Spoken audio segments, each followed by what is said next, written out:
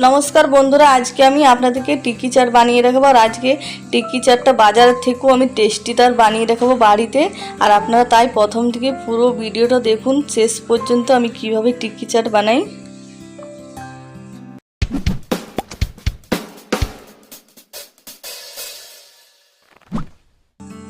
और टिक्की चाट बानानोर जोन्नो आमी एखाने निয়েছি मटर। मटरटा आगे थेके भिजिए रेखेছি और मटरटा एबारे सेদ্ধ करे नेब।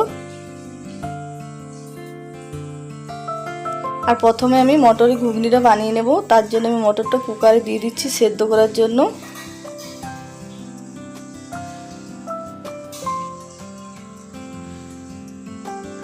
एबारे मटरेर मধ্যে दिए दिচ্ছি परिमाण मतो नुन, दिए देব हलुद गुঁড়ो और दिए दिচ্ছি একটু সরষের তেল। আর এবারে মটরটা খুব ভালো করে সেদ্ধ করে নেব। আর দেখে নেব এবারে মটরটা সেদ্ধ হয়েছে কিনা না। দেখুন মটরটা খুব সুন্দর সেদ্ধ হয়ে গেছে। এবারে সেদ্ধ মটরটা একটা পাত্রের মধ্যে আমি ঢেলে নিচ্ছি।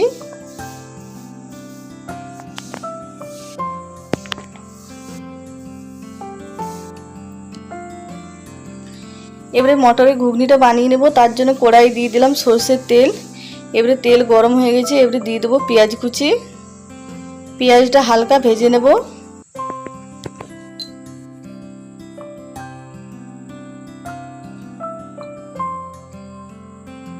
আর দেখুন পেঁয়াজটা ভাজা হয়ে গেছে। এবারে দিয়ে দিচ্ছি কাশ্মীরি লঙ্কা গুঁড়ো, দিয়ে দিচ্ছি টমেটো বাটা আর দিয়ে দিচ্ছি আদা রসুন কাঁচা লঙ্কা বাটা। এবারে মশলাটা খুব ভালো করে ভেজে নেব।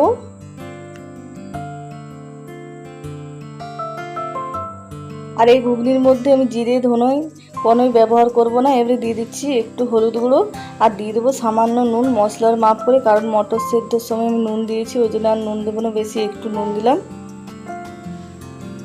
আর দেখুন মশলাটা খুব ভালো করে ভাজা হয়ে গেছে। এবারে সেদ্ধ করে রাখা মটরটা আমি দিয়ে দেবো।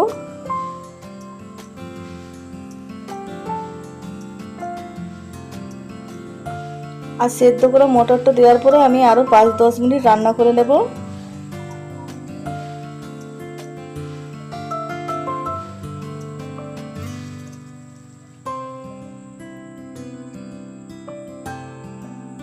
আর 5-10 মিনিট আমি রান্না করে নিয়েছি।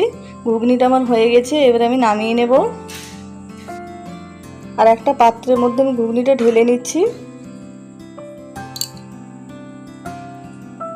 আর এবারে টিক্কি বানাবো। তার জন্য আমি এখানে নিয়েছি আলু সেদ্ধ। আলুটা খুব বেশি সেদ্ধ করে নি, হালকা সেদ্ধ করে নিয়েছি। আর আলুটা এবারে গ্রেট করে নেব। আলুটা খুব বেশি সেদ্ধ করবেন না, এরকম হালকা সেদ্ধ করবেন, তাহলে টিক্কিটা খেতে খুবই ভালো হবে। আর একে একে সব আলুগুলো আমি গ্রেট করে নেব এইভাবে।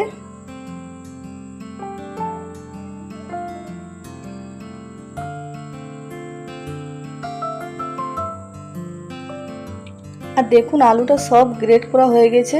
এবারে আলুর মধ্যে দিয়ে দিচ্ছি বিট নুন পরিমাণ মতো, দিয়ে দিচ্ছি আদাটা আমি গ্রেট করে নিয়েছি, দিয়ে দেবো কাঁচা লঙ্কা কুচি, দিয়ে দিচ্ছি ধনেপাতা কুচি, দিয়ে দিচ্ছি চালের গুঁড়ি, দিয়ে দিচ্ছি কর্নফ্লাওয়ার, দিয়ে দেবো কাগজির রস,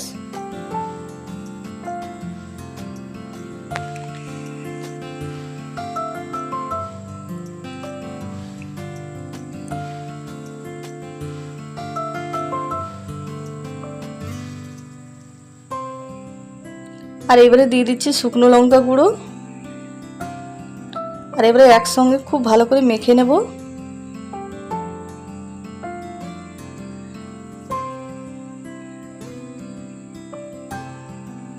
আর দেখুন খুব ভালো করে মেখে নিয়েছি। এবারে একটু আমি তেল হাত করে নেব।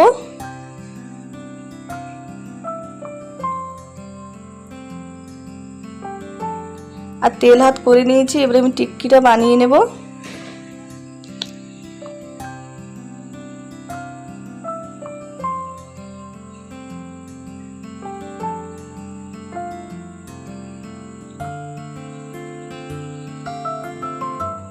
আর দেখুন একটা টিকি বানানো হয়ে গেল। এইভাবে আমি প্রত্যেকটা টিকি বানিয়ে নেব।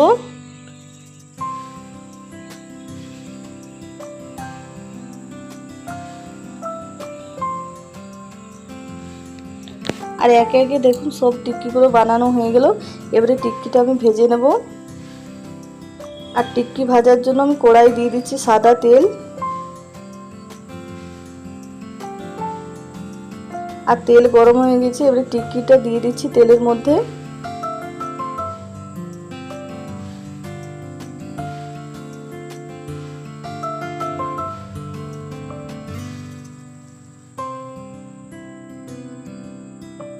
আর কিছুক্ষণ পর আমি উল্টে দিচ্ছি। দেখুন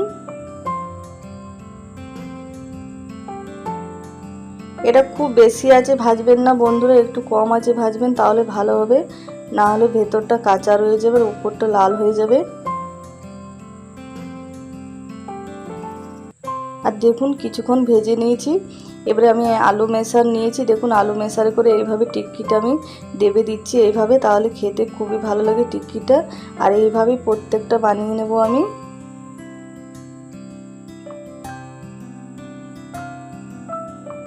আর আলু মেশার করে প্রত্যেকটাই টিক্কি আমি এইভাবে চেপে দেব। আর দেখুন টিক্কিটা ভালো করে ভেজে নিয়েছি, এবারে তুলে নিচ্ছি। এইভাবেই প্রত্যেকটা টিক্কি আমি ভেজে নেব।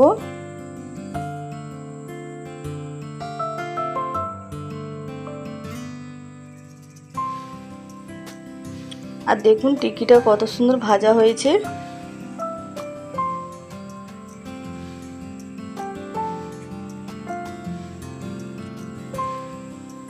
আর দেখুন সব টিক্কি ভাজা হয়ে গেছে আমার। এবারে চলুন টিক্কি চাটটা আমি সাজিয়ে নেব। তার জন্য এখানে একটা প্লেট নিয়েছি। আর প্লেটের মধ্যে আমি ঘুগনিটা যেটা বানিয়ে রেখেছিলাম সেই ঘুগনিটা আমি দিয়ে দিলাম। আর ঘুগনির ওপর আমি এবারে টিক্কি দিয়ে দিলাম 4টে। আর টিক্কির ওপর আর একটু আমি দিয়ে দিচ্ছি ঘুগনি। আর এবারে দিয়ে দিচ্ছি এখানে টক দই। টক দইটা একটু নুন আর চিনি দিয়ে ভালো করে ফেটিয়ে নিয়েছি। আর এবারে দিয়ে দিচ্ছি আমি এখানে সস। আমি টমেটো সস দিলাম। এবারে দিয়ে দিচ্ছি চাট মশলা,